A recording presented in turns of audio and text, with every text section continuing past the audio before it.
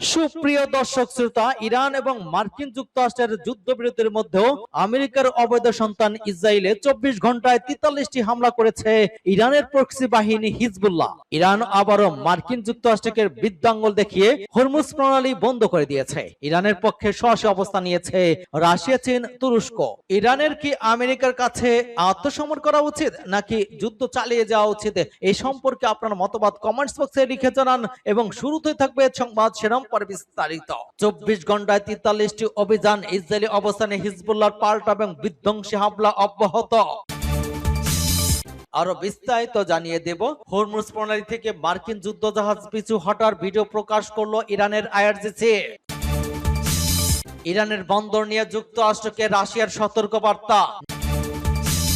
ন্যাটোর উপর খেপেছে ট্রাম্প, সহায়তা না পেয়ে ব্যয় কমিয়ে আনার ইঙ্গিত ট্রাম্পের।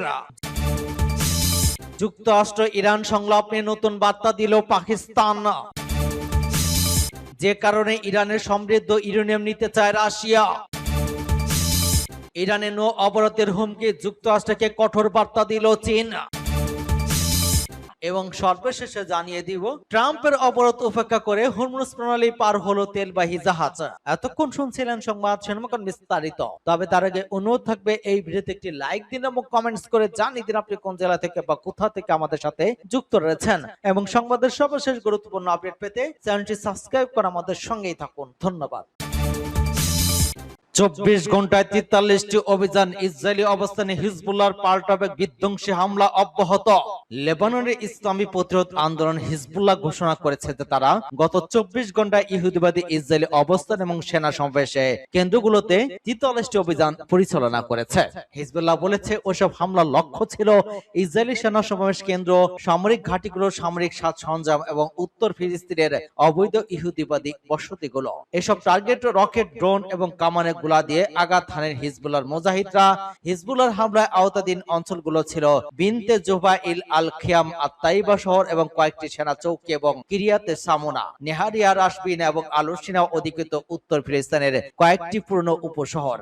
হিজবুল্লাহর হামলাগুলোর প্রেক্ষাপটে অধিকৃত উত্তর ফিলিস্তিনের আল-জালিল, গ্যালালি অঞ্চলের দিগইন, আওহিয়াম, ইউরান এলাকাগুলো সাইরেন এবং বিপদ সংকেত বেজে ওঠে।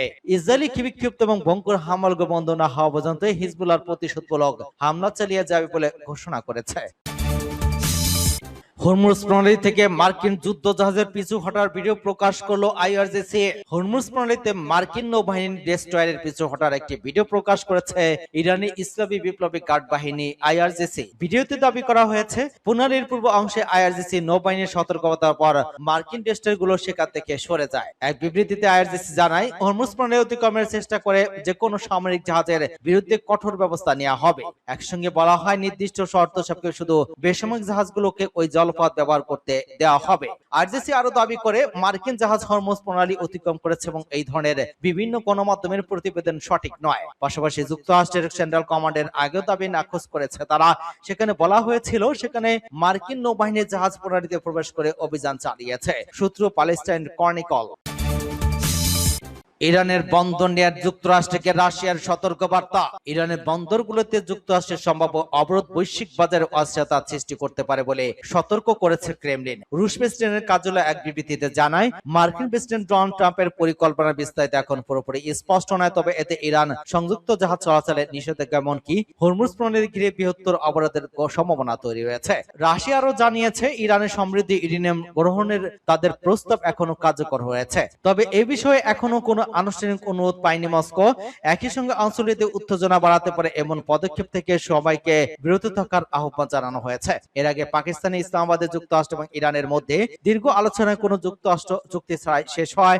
এরপর যুক্তরাষ্ট্র ইরানে বন্দরগামী জাহাজ চলাচলে অবরোধের ঘোষণা দেয়। এর প্রতিক্রিয়া ইরান সতর্ক করে জানিয়েছে, তাদের বন্দর লক্ষ্য করে কোনো পদক্ষেপ নেওয়া হলে উপসাগরীয় অঞ্চল এবং ওমান সাগরের কোনো বন্দরই নিরাপদ থাকবে না। বিশেষজ্ঞদের মতে, পরিস্থিতি আরো উত্তপ্ত হলে বৈশ্বিক জ্বালানি সরবরাহ অর্থনৈতিক বড় ধরনের প্রভাব পড়তে পারে। ন্যাটোর উপর খেপেছে ট্রাম্প। ন্যাটোর সহায়তা না পেয়ে ব্যয় কমিয়ে আনার ইঙ্গিত।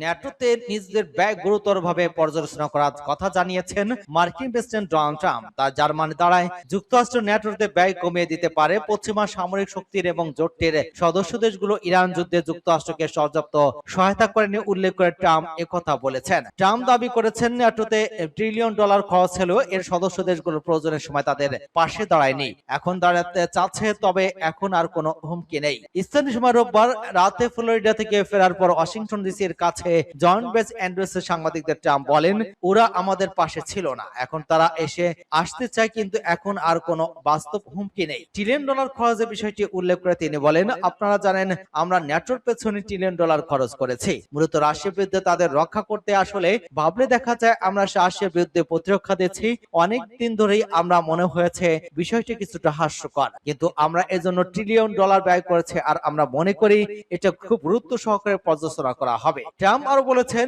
ইরানের আলোচনার টেবিলে ফেরা না ফেরা নিয়ে তিনি মোটে উদ্বিগ্ন নন। ইরান আলোচনার টেবিলে ফিরুক না ফিরুক তাতে আমার কিছু আসে যায় না। ওরা যদি আলোচনা না ফিরে তাতেও আমার কোনো সমস্যা নেই। যুক্তরাষ্ট্র ইরানের মধ্যে 2 সপ্তাহের যুদ্ধবিধি ভালোভাবে কার্যকর হচ্ছে বলে দাবি করেন ট্রাম্প। ইরান থেকে উদ্ধার হওয়া 2 মার্কিন পাইলটের শারীরিক অবস্থা নিয়েও কথা বলেছেন ট্রাম্প। তিনি বলেছেন তাদের স্বাস্থ্য খুব ভালো অবস্থায় আছে এবং আমরা তাদের নিয়ে খুব গর্বিত। যুক্তরাষ্ট্র ইরান সংলাপে নতুন বার্তা দিল পাকিস্তান। যুক্তরাষ্ট্র এবং ইরানের মধ্যে আরেক দফা সংলাপের ব্যাপারে আশাবাদ ব্যক্ত করেছেন মধ্যস্থতাকারী পাকিস্তানের পররাষ্ট্রমন্ত্রী খাজা আসিফ। তিনি জানিয়েছেন, ইসলামাবাদে অনুষ্ঠিত সাম্প্রতিক বৈঠকের পর পরিস্থিতি ইতিবাচক এবং স্বস্তিদায়ক রয়েছে। স্থানীয় গণমাধ্যম দ্য ডন এবং জিও নিউজে প্রচারিত এক সংবাদে আসিফ বলেছেন, আমরা বিবেচনায় এখনো নতুন করে আলোচনা উদ্যোগ নেওয়ার কিছু সম্ভাবনা রয়েছে। আলোচনা শেষে পরিবেশ তৈরি হয়েছে তা ভালো দিক এবং স্বস্তিদায়ক পরিবেশ। তিনি আরো বলেন, আমি কোনো ধরনের অনুমান করতে চাই না, তবে এখন পর্যন্ত আলোচনার পর কোনো নেতিবাচক বিষয় সামনে আসেনি, বরং সব দিক থেকেই ইতিবাচক বক্তব্য পাওয়া যাচ্ছে। পরবর্তী বৈঠকে কোনো বাস্তব ফলাফল আসতে পারে কিনা এমন প্রশ্নের জবাবে তিনি আশাবাদ সুরে বলেন, পরবর্তী বৈঠক ফলপ্রসূ হতে পারে। শনিবার যুক্তরাষ্ট্র এবং ইরানের মধ্যে সরাসরি সংলাপে অনুষ্ঠিত হয়, যা চলমান উত্তেজনা এবং সংঘাত কমানোর একটি প্রচেষ্টা হিসেবে দেখা হচ্ছে। যদিও ওই দফার আলোচনা কোনো চূড়ান্ত সমঝোতা হয়নি, তবুও উভয় পক্ষের মধ্যে সংলাপ চালু থাকা কূটনৈতিক অগ্রগতির ইঙ্গিত দিচ্ছে। বিশেষজ্ঞরা মনে করছেন, বর্তমান পরিস্থিতিতে যদি নতুন দফা আলোচনা শুরু হয় তবে তা মধ্যপ্রাচ্যের চলমান সংঘাত প্রশমনে গুরুত্বপূর্ণ ভূমিকা রাখতে পারে। সূত্র ডন নিউজ। যে কারণে ইরানের সমৃদ্ধ ইউরেনিয়াম নিতে চায় রাশিয়া। ইরানের পারমাণবিক কর্মসূচি নিয়ে চলমান আন্তর্জাতিক আলোচনার মধ্যে আবারও নতুন প্রস্তাব সামনে এনেছে রাশিয়া। দেশে জানিয়েছে তারা ইরানের উচ্চমাত্রায় সমৃদ্ধ ইউরেনিয়াম নিজেদের কাছে নিয়ে সংরক্ষণ এবং প্রক্রিয়াজাত করতে প্রস্তুত। ক্রেমলিনের পক্ষ থেকে বলা হয়েছে, বহু বছর ধরে রাশিয়া ওই প্রস্তাব দিয়ে আসছে। পরিকল্পনা অনুযায়ী ইরানের অতিরিক্ত সমৃদ্ধ ইউরেনিয়াম রাশিয়া গিয়ে নিয়ে তা প্রক্রিয়াজাত করা হবে এবং পরে পারমাণবিক বিদ্যুৎ কেন্দ্রের জ্বালানি হিসেবে আবারও ইরানে ফিরিয়ে দেওয়া হবে। ইরানের পারমাণবিক কর্মসূচি নিয়ে আন্তর্জাতিক আলোচনা রাশিয়া দীর্ঘদিন ধরে গুরুত্বপূর্ণ ভূমিকা পালন করছে। এই প্রস্তাবকে সম্ভাব্য সমাধানের একটি পথ হিসেবে দেখা হচ্ছে, তবে এখন পর্যন্ত ইরান এই প্রস্তাব গ্রহণ করেনি। বিশেষজ্ঞদের মতে সম্মত এবং কৌশলগত নিয়ন্ত্রণে বসে তেহরান এমন সিদ্ধান্তে সতর্ক অবস্থানে রয়েছে। এদিকে যুক্তরাষ্ট্র এবং ইরানের মধ্যে ইসলামাবাদে অনুষ্ঠিত সাম্প্রতিক বৈঠকে কোনো চূড়ান্ত সমঝোতা না হলেও দুই পক্ষের যোগাযোগ অব্যাহত রয়েছে। কূটনৈতিক সূত্র বলেছে, খুব শীঘ্রই দ্বিতীয় দফা আলোচনার বসতে পারে দুই দেশ। ইরানের নৌ অবরোধের হুমকি, যুক্তরাষ্ট্রকে কঠোর বার্তা দিল চীন।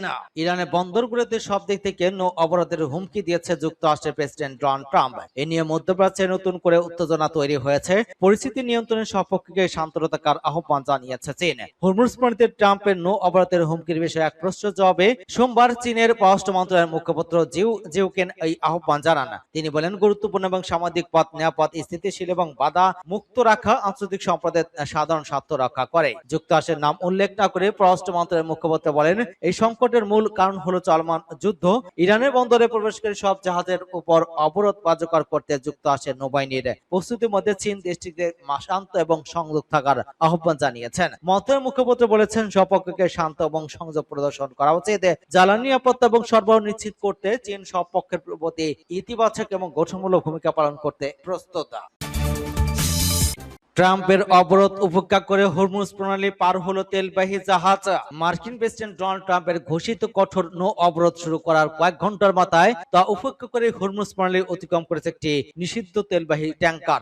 Global trade analysis platform Kpler এর তথ্য অনুযায়ী সোমবার বিকেলে ক্যামেরিজ দ্বীপপুঞ্জের পতাকাবে এলপিএস নামের জাহাজটি সফলভাবে ওই গুরুত্বপূর্ণ জলপথ পার হয়। জাহাজটি আংশিকভাবে জ্বালানি তেল বোঝাই ছিল ইরানের শ্যাডো ফ্লিট বা ছায়ানৌবহরের অংশ হিসেবে গত বছর।